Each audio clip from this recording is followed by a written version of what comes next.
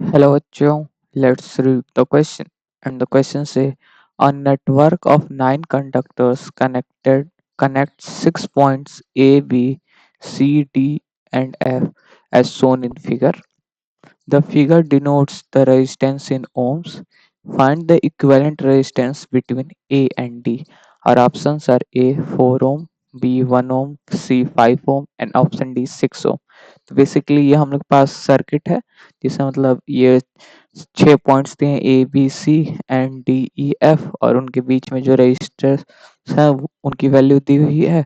अब हम लोग को जो equivalent resistance A and D point के बीच में निकालना मतलब कि इसके अक्रॉस हम लोग को इक्विवेलेंट रेजिस्टेंस निकालना है। ठीक, तो अब इस क्वेश्चन को सॉल्व करने के लिए जो की कॉन्सेप्ट यूज होगा वो देख लेते हैं हम लोग। की कॉन्सेप्ट, ठीक, तो की कॉन्सेप्ट देखें इस क्वेश्चन को सॉल्व करने के लिए। तो सिंपली तो हम लोग को इसमें तो ये बताने की जरूरत नहीं है कि जब रजिस्टर्स सीरीज में जुड़े होते हैं तो उनका इक्विवेलेंट निकालने के लिए सिंपली ऐड कर देते हैं मतलब R1 + R2 + R3। और जो दूसरा है कि जब पैरेलल में कनेक्ट होता है तो 1/R equivalent is equal to 1/R1 + 1/R2 + 1/R3 ये होता है। पर इस क्वेश्चन में जो मेन कॉन्सेप्ट है जिसके थ्रू ये सर्किट सिंप्लीफाई होगा वो हम लोग देख लेते हैं। कि अगर देखें तो स्टेटमेंट आप समझिएगा। अगर किसी भी दो पॉइंट लेट्स से ये ए है और ये बी है और इनके बीच में वायर कनेक्टेड है और लेट्स से इसका पोटेंशियल वी ए है, यहाँ पे पोटेंशियल वी बी है और यहाँ पे कोई रजिस्टर लगा है, तो इसमें करंट तभी फ्लो करेगा जब वी और वी में कुछ डिफरेंस हो। मतलब कि वी ए डिफरेंस, ये डिफरेंस का साइन है, V A difference V B is not equal to zero हो। मतलब कि इनका जो डिफरेंस हो वो जीरो के बराबर नहीं होगा तभी करंट फ्लो करेगा। आइदर ए टू बी कर सकता है या तो बी टू ए, उनकी वैल्यूज पे डिपेंड करेगा। पर अगर डिफरेंस जीरो हुआ मतलब कि V A is equal to अगर वी बी हो जाता है तो फिर क्या होगा कि इसमें कोई करंट फ्लो नहीं करेगा।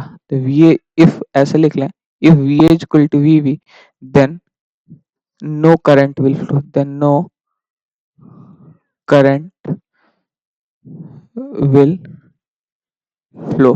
ठीक, ये तो समझ में आएगा। इसी कॉन्सेप्ट पे ये क्वेश्चन सॉल्व हो जाएगा। ठीक, तब चलिए देखते हैं। अब अगर करंट फ्लो नहीं करेगा तो अब इसकी कोई जरूरत ही नहीं। जब इस रजिस्टर से करंट ही नहीं फ्लो करेगा तो यहाँ पे कोई पोटेंशियल ड्रॉप नहीं होगा, तो इसको हम लोग सर्किट से रिमूव कर सकते हैं। तो इसी कॉन्सेप्ट पे ये क्वेश्चन सॉल्व होगा। तो चलिए अब इस फिगर को हम लोग समझते हैं। तो अगर देखें हम लोग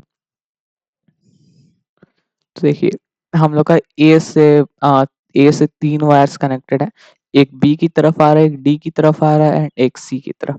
तो अगर हम लोग देखें, हम लोग यहाँ से पॉइंट बी का पोटेंशियल मतलब ए और डी के बीच में निकालना है। मतलब एक ये और यहाँ से एक ये वायर। ठीक, अब इन दोनों के बीच में अगर हम लोग को निकालना है मतलब कि एक ये वायर, एक मतलब वर्चुअली वायर हम लोग समझ लेते हैं कि इन दोनों पॉइंट के बीच में देखना है। ठीक, तब अगर हम लोग देखें तो ए पॉइंट से देखें तो ए पॉइंट से एक बी की तरफ आ रहा है और एक सी की तरफ आ रहा है। ठीक, तो लेट्स से अब अगर देखें तो हम लोग का जो सर्किट दिख रहा है वो हम लोग को सिमिलर दिख रहा है क्योंकि इधर भी एक ब्रांच पे 1 ओम है, इधर भी 1 ओम है, इधर वापस जाने में 2 ओम है, इधर से भी 2 ओम आ रहा है और ये बी टू सी में 1 ओम है, ये तो कॉमन ब्रांच है।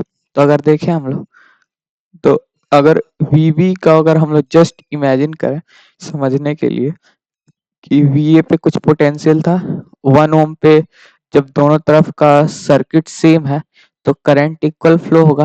तो यहाँ पे जब करंट इक्वल फ्लो हो रहा है दोनों तरफ तो यहाँ पे पोटेंशियल ड्रॉप मतलब कि लेट से वीए है यहाँ पे और यहाँ पे वीसी है, तो दोनों तरफ तो इक्वली पोटेंशियल ड्रॉप होगा क्योंकि करंट इधर से आएगा उतना ही करंट, लेट से इधर से कोई करंट आई आ रही है तो उतना ही ड्रॉप होगा जितना इधर से आई आ रही है, तो यहाँ पे ड्रॉप होगा। और अगर इसके थ्रू भी देखें तो 2 ओम यहाँ तक तो सेम है, अगर इधर जा रहा है तो फिर से 1 ओम, इधर जा रहा है फिर से 1 ओम, यहाँ पे फिर 2 ओम। मतलब कि जो पाथ है दोनों तरफ सिमेट्रिकल, जो पोटेंशियल होगा दोनों पॉइंट का वो सेम हो जाएगा। तो अगर देखें तो हम लिख सकते हैं बाई सिमिलैरिटी, मतलब कि या तो सिमिलैरिटी कह लें या तो हाँ, बाई सिमिलैरिटी कह सकते हैं इसको। तो बाई सिमिलैरिटी हम लोग क्या लिख सकते हैं कि V is equal to V C हो गया, मतलब पोटेंशियल एट सॉरी, ये वी वी हो जाएगा, वी वी कर लेते हैं, यहाँ पे पॉइंट भी है तो ये हो गया V V is equal to ये वी सी हो गया, ठीक। और उसी तरीके से अगर ई और एफ पॉइंट की बात करें, ई और एफ पॉइंट की, तो अगर ए से भी अगर कोई करंट आ रही है तो 1 ओम पे जाएगी, इधर से भी 1 ओम पे, फिर बी पे आने के बाद इधर 2 ओम पे जाके ई पे पहुंचेगी, वैसे यहाँ पे भी 2 ओम पे आके ही एफ पे पहुंचेगा। और डी से अगर कोई करंट आ रही है तो डी से 1 ओम पहुंच के ई आएगी, इधर भी देखें तो डी से 1 ओम पहुंच गई, तो ये भी सी दोनों तरफ का एकदम सिमिलर सर्किट आ रहा है। तो इसको बाई से, तो इसको इक्वेशन 1 एंड ले तो इसको भी potential at E point is equal to potential at F point, ये इक्वेशन 2 हो गया। ये तो समझ में आ रहा है कि अब दोनों, अगर ये देखें तो दोनों पॉइंट का अगर पोटेंशियल सेम हो गया बी और सी पॉइंट का, तो इस ब्रांच में कोई करंट ही नहीं फ्लो करेगा, मतलब कि अब इसको सर्किट से हटा सकते हैं। उसी तरह से ई और एफ में जो दोनों पॉइंट का पोटेंशियल सेम हो गया तो इस ब्रांच से भी कोई करंट फ्लो नहीं होगी। तो अब जो हम लोग का सर्किट बन के आएगा, अब वो कुछ ऐसा बन के आएगा कि अब बना लेते हैं। हाँ, 1 मिनट।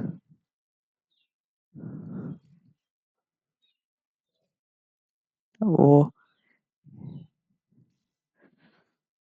देखें तो एक रेजिस्टेंस यहाँ पे, एक रेजिस्टेंस यहाँ पे, और ये और उसके बाद से ये वाला तो खत्म हो गया, फिर ये ऐसे जॉइंट हो जाएगा, और फिर ये ऐसे जॉइंट हो जाएगा, ये दोनों वायर खत्म हो जाएंगे। अब ये पॉइंट्स लिख लेते हैं, ये पॉइंट्स ए है, ये बी है, ये पॉइंट ई है, ये डी है, ये एफ, और ये है सी, और इन लोग के रेजिस्टेंस की वैल्यू लिख लेते हैं। अब ये हम लोग का जो सर्किट है वो कुछ ऐसे दिखने लगेगा। रेजिस्टेंस की वैल्यू लिख लेते हैं हम लोग, जो साइड्स पे हैं वो 1 1 है, और जो ज्वाइन कर रहे हैं वो 2 है, मतलब कि ये 1, वो ये ओम में है, तो इसको आप लोग ध्यान रखिए, मैं 1 2 बस लिख रहा हूँ, ये 1 1 और ये 2 है। तब अगर देखें तो इसको अगर हम लोग स्ट्रेच करें तो इसको हम लोग कैसे लिख सकते हैं, देखें तो हम लोग इसको लिख सकते हैं, इसको अगर स्क्वायर के फॉर्म में लिखें अच्छे से तो ये कुछ ऐसा दिखेगा। ये उसको डायगोनल ले लेते हैं, ये एक तरफ 3 साइड और ये एक तरफ 3 साइड, ठीक। तो अगर बनाएं इसको तो ये कुछ हम लोग का ऐसा दिखेगा, 1 मिनट। और ये ये पॉइंट हो गया ए, ये पॉइंट हो गया हम लोग का डी, यहाँ पे जुड़ा है ई, और ये हो गया बी, और ए और बी के बीच में 1 ओम, बी और ई के बीच में 2 ओम, और ई एंड डी के बीच में 1 ओम, ठीक।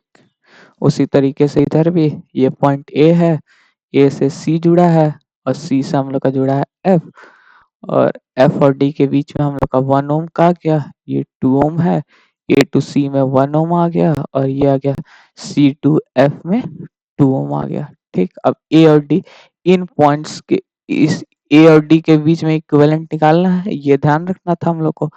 अब अगर देखें ए और डी के बीच में देखें तो ये और ये, अब अगर देखें इधर देखें तो ये तीनों सीरीज में है, ये तीनों सीरीज में है, तो अगर हम लोग इसको इक्विवेलेंट चेंज करें तो ये सर्किट अब कैसा आ जा रहा है, देखें इधर की तरफ इक्विवेलेंट, तो ये सीरीज में जुड़ा हुआ तो 2 + 1 + 1 4 हो गया, इधर देखें तो 2 + 1 + 1 इधर भी 4 हो गया, तो अब ये हम लोग का सर्किट कुछ ऐसा दिख जाएगा।